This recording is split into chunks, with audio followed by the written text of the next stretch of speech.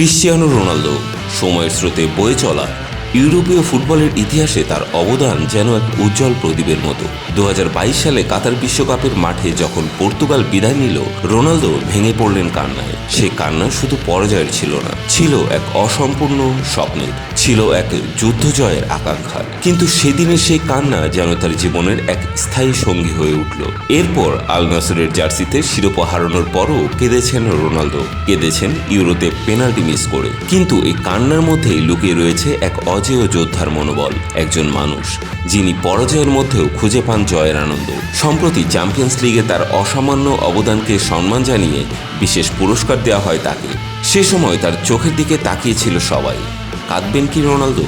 না, সেদিন কাঁদেননি, বরং তার চোখে ভর করেছিল এক ধরনের প্রশান্তি, যেন ওয়েফার সেই স্বীকৃতি তার বুক থেকে এক বিরাট পাথর সরিয়ে দিয়েছে। এই স্বীকৃতি শুধু একটি পুরস্কার নয়, এটি ছিল ইউরোপীয় ফুটবলের মুকুটের রাজা হিসেবে রোনালদোর আনুষ্ঠানিক স্বীকৃতি।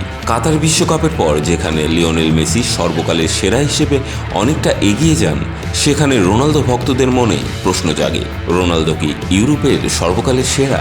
ফুটবল ইতিহাসের স্মরণীয় নাম ইয়োহান ক্রুইফ, যিনি টোটাল ফুটবল তত্ত্বের জনক, তাকেও পেছনে ফেলেছেন রোনালদো। ইউরোপীয় ফুটবলে রোনালদো সেই উজ্জ্বল তারকা, যিনি তার আলোয় আলোকিত করেছেন গোটা ফুটবল দুনিয়াকে।